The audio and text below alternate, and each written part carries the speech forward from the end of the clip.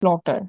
We have to print the Panaflexes, we have to print the flyers, we have to print different posters in a high scale. So for large scale printing, we have to print the maps of a building. For that purpose, for accurate map designing or for the large scale printing, we have to use the plotters. So that also provide the data in the hard form, but at the larger level. So the plotter is a device that prints the high quality graphic in a variety of color formats. It is similar to the printer, although it has more advanced features. Quality is much fine and the scale is high.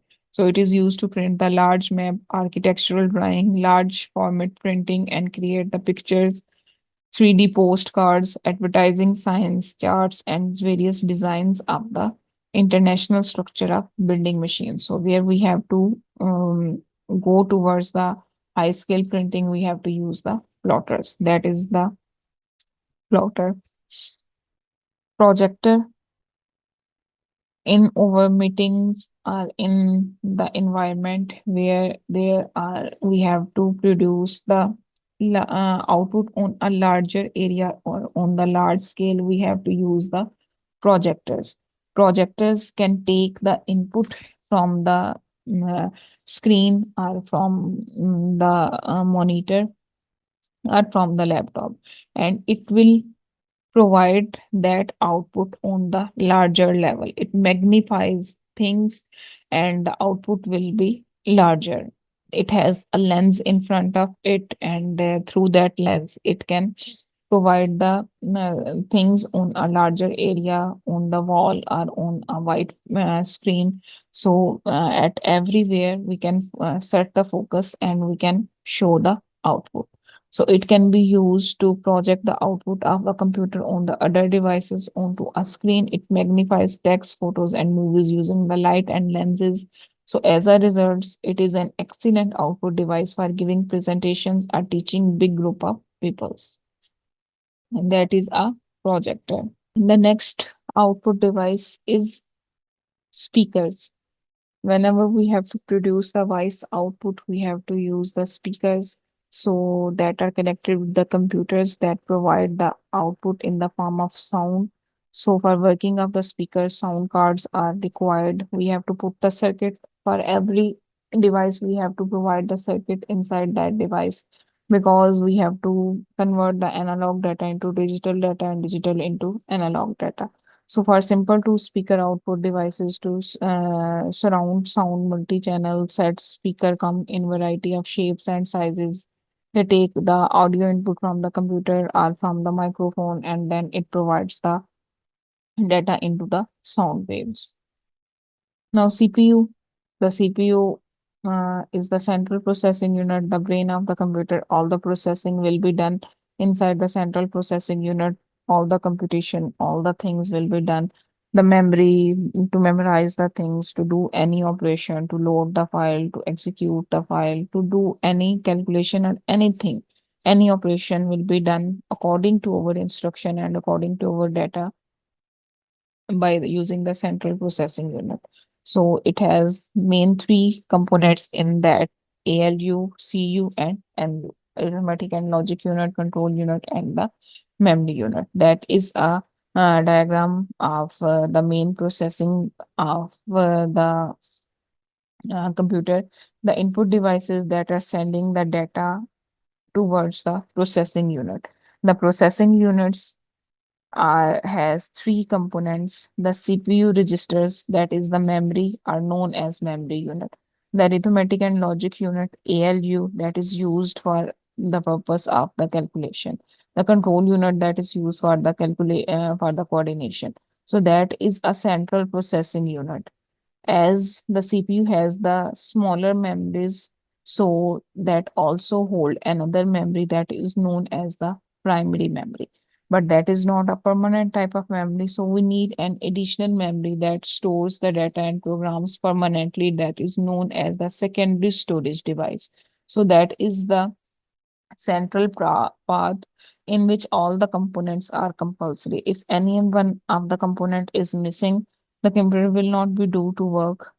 And after performance of anything according to our instruction on the data that is provided by us, the CPU gives the results towards the output devices that will be displayed in front of the user. Now, the memory unit that we discussed in that is also known as the registers.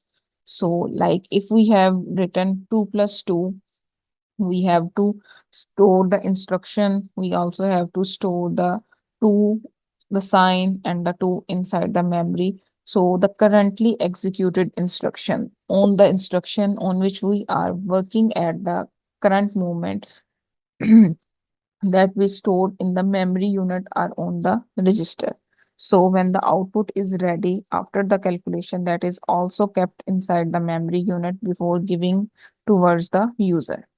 Now arithmetic and logic unit that is used for doing the different operation calculation like addition, subtraction, multiplication, division, and the comparison. Like whenever we have to take the decisions, like sometime we have to decide that either the seats are available inside a sitting hall or not.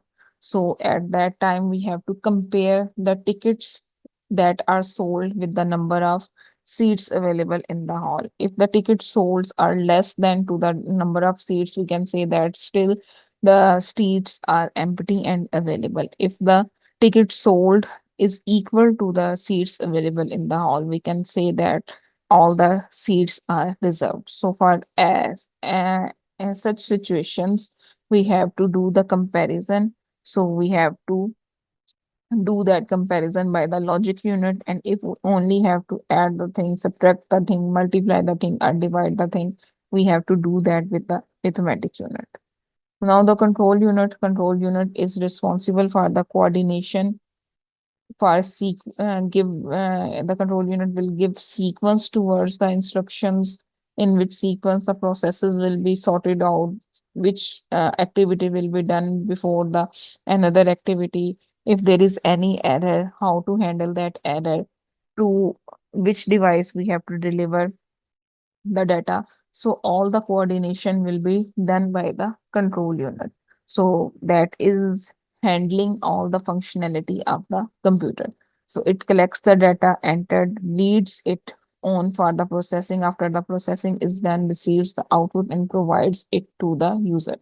So getting instruction, decoding it, signaling the execution, and receiving the output is done by the control center, and hence it is called the center of all processing action that happen in the computer. So all the instructions will be forwarded, received by the control unit, and also sequence of the instruction will be decided by the control unit.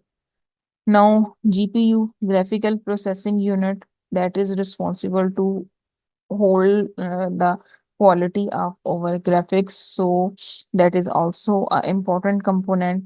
The graphic processing unit or the video card helps to generate the high-end visual, because we are talking about the monitor and we has discussed the quality of the monitor. The quality of the monitor depends on the pixels that are available on the screen. Also, the quality of the monitor depends on the graphic card that is available in the central processing unit. So if the quality of the screen and the graphic card both are good enough, then the the end results will be higher visual graphics. So good graphic like these are also helpful for people who have to execute their work through the image, like 3D models, simulations. So for that purpose, we have to use high quality graphic unit, graphic processing unit, GPU, or the graphic card. So it directly communicate with the monitor. So the quality of the image is depends on the number of pixels available on the monitor as well as the graphic card.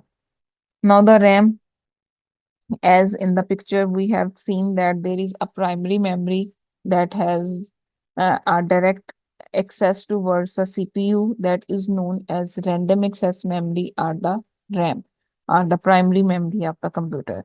That is temporary memory, as that is close to the CPU, so the CPU can directly communicate with the RAM. So all the instructions and the files that is in execution, like we have opened the Paint, we have opened the PowerPoint, we have opened the browser.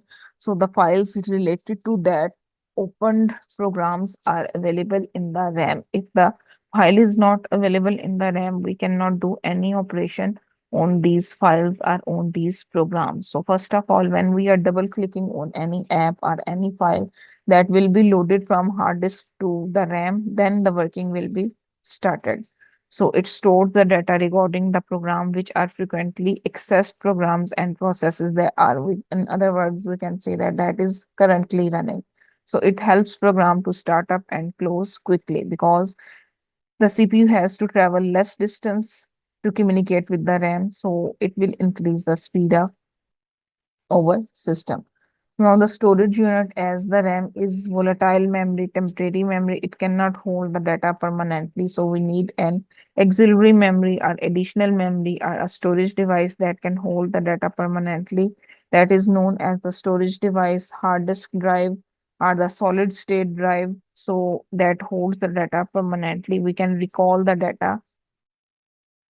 Hard disk drive are disk that stores data, and this data is read by the mechanical arm that is can be moved on the hard disk.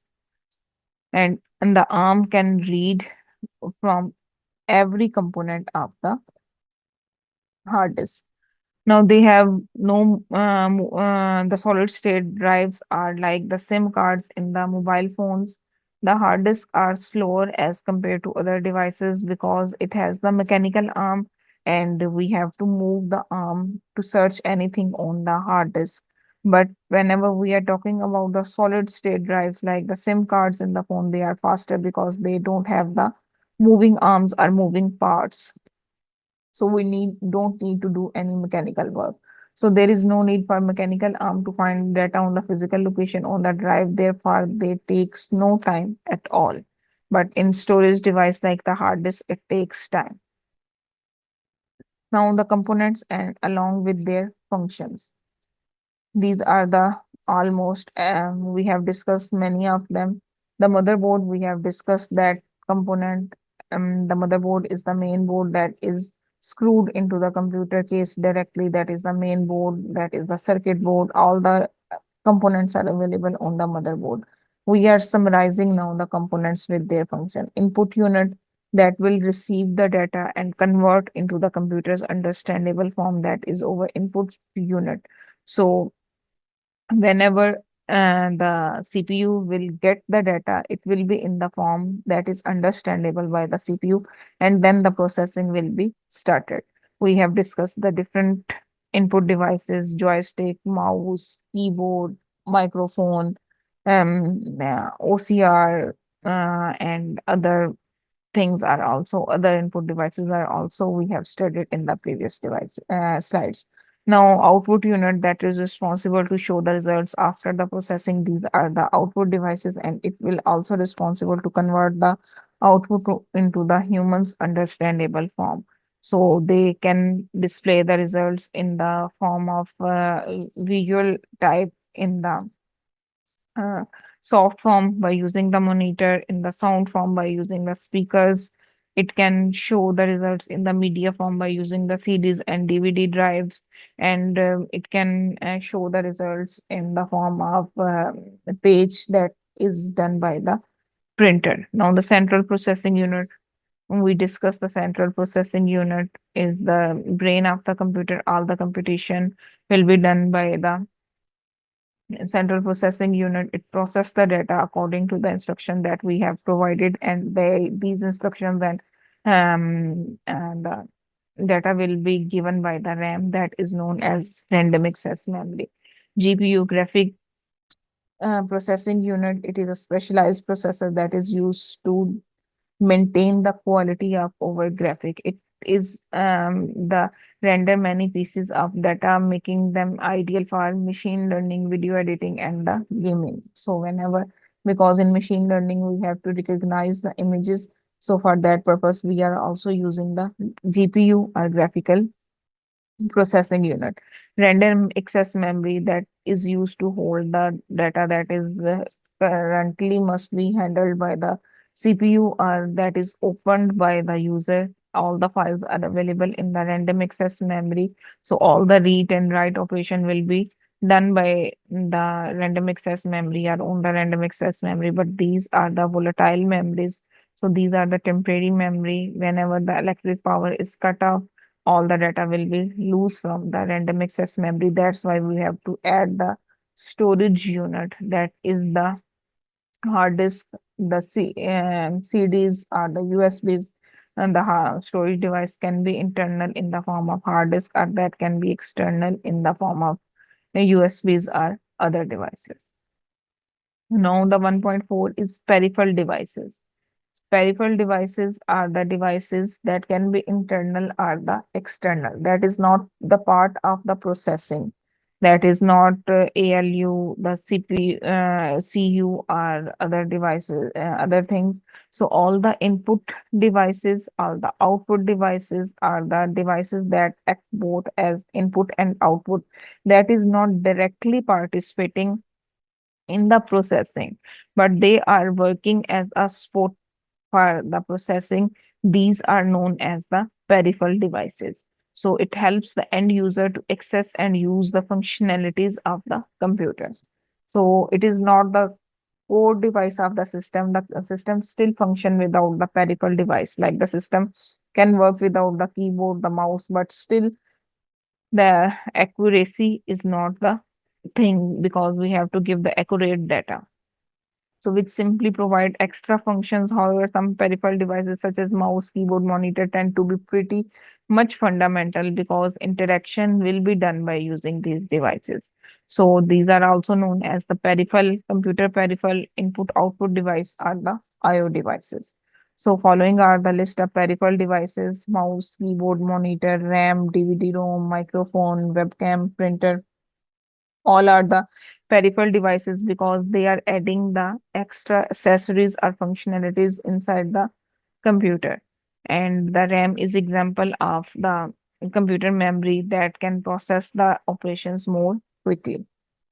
Now, as we discussed the three categories of the peripheral devices, that can be input devices, that can be output devices, or that can be the device that can act both as input and output, that in which we are reading the data, also that is responsible to providing the data towards the computer. The working of the devices, as we have to study the working of the peripheral devices, so we will discuss the working of commonly used peripheral devices. How the keyboard work, as we have different keys available on the keyboard, as we have different buttons on the switchboard. Same in the case when we turn or press a button, a circuit will be completed and the electricity will be passed, and then the activity will be done, like the fan will be on or the light will be on. Same in the case when we press any key, a vibration will be done and it will complete the circuit, and that is the vibration is called the bounce. When the circuit will be completed, a current flow through which we can the CPU can sense that the key is pressed, and every key has its different circuit under that. In the other word, we can say that every key has its different code, and whenever we are pressing the different keys, the CPU can recognize that which key is pressed by using the keyboard, because every key has different type of circuits. So if you press or hold a key, the processor can recognize it that we are repeatedly pressing a single key, because the same signals will be sent towards the CPU. Now, how the mouse work? A mouse has a bright light down onto the desk from the LED light emitting diodes that can be sensed by the cells that is available on the screen. So the light bounces straight back off the desk into the photocell. The photoelectric cell also mounted under the mouse a short distance from the LED. So the distance can be senses and we can understand the coordinates, or the mouse can understand the coordinate position of the screen. Also the CPU can judge that light and can according to that light and photocell senses the movement of the mouse, and the pointer will be moved according to that movement and that coordination. So the photocell has a lens in front of it that is responsible to see the things. If it magnifies the reflected light, so the mouse can respond according to the movement. How the microphone work, as we discussed, that it has a circuit inside that can translate the sound vibrations or the sound signals into the electrical signals or into the digital signals. So electrical signals and scribes them to the recording medium or over a loudspeaker. If we are directly speaking in a loudspeaker, over the sound signals will be refined, and that will be reproduced by the loudspeaker. So it has the circuit inside that is responsible to convert the voice signals into electrical or digital signals. So it enables many of the audio recordings, like for the communication, for the music, for the vocals, and for the speech and the sound recordings. How the scanners can work. Scanners work by converting the image on the document into the digital information that can be stored on the computer through the optical character recognition. Optical, that has a laser light in that, and the image available onto the page can be scanned by that laser light, and that can be sensed by the CPU, and that is available in the digital form. So this process is done by the scanning head, which uses one or more sensors to capture the image as light or electrical charges. These were the input devices. Now we will discuss the output devices with the working monitor. Working, the LCD monitor is comprised of two specially treated plates of polarized glass pressed together. We have a liquid between these two glasses, and that is mostly transparent. When we charge that crystals or that liquid, it will become opaque. So the electricity or the light will not be go or pass through that liquid, and different intensities of lights will be placed on that opaque material, and by displaying the different intensity light, the different colors can be displayed on that glass by using that material. So whenever we are utilizing that material, or we are passing the electric current, different wavelengths of light through at a various point can display different type of colors.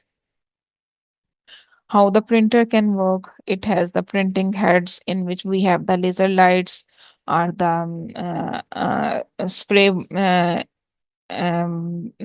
bottle, or the spray nozzle through which we can the spray in a special or in a shape on the page, or we have the material that can burn the ink in a special form. These instruction will be passed by the computer, and the printer can receive that instructions, and that has the circuits and the mechanism through which it can translate that instructions and place the uh, language or the file on the paper. So the image or text is then recreated on the page using the different techniques, by using the laser light or spraying ink on the paper.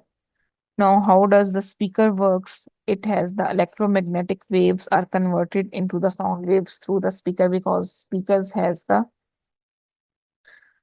circuits inside that. So like an audio receiver or a computer give the audio to the speaker, which may be in the form of analog or digital signals. So the sound waves are produced in the analog form, but first the digital analog is converted into the analog signal by the digital speaker, then the sound waves are generated. Now, the storage devices, as we are discussing the peripheral devices, in which we have to discuss the devices that act both as input devices and the output devices. So, storage devices falls in the category that can act both as input and the output devices, because on the storage devices we can read the data from the storage devices, and the storage devices can write the data also. So a storage device is an type of computing hardware that is used for storing the files and objects. Storage device can hold and store the information both permanently or temporarily, as we have discussed both types of memory, secondary memory and the RAM, random access memory, that is type of main memory or primary memory. So the memory or the storage device can be internal and that can be external. Now, the primary storage that is responsible to store or hold the data that is most frequently used, that must be accessible by the central processing unit or by the CPU. So they can execute the data at the faster speed. So RAM and the cache are the examples of primary storage. Secondary storage usually have the larger storage capacity and they store the data permanently. They can also be internal or external. Internal includes the hard disk and external include the USBs, optical storage like CDs, DVDs, or the pen storage, or and the card storage. SD cards are also example of external storage. Hard disk can store the operating system, software program, and other files that are the personal files. So all the data that is held by a computer must be available or stored by the hard disk. So hard disk drive control the reading and writing of the hard disk that provides the data storage. Optical disk, as we discussed, CDs and DVDs, these are the examples of optical storage that can use the laser beams, and by using the laser technology we can not only store the data, we can also read the stored data by using the CD-ROM drives and DVD-ROM drives.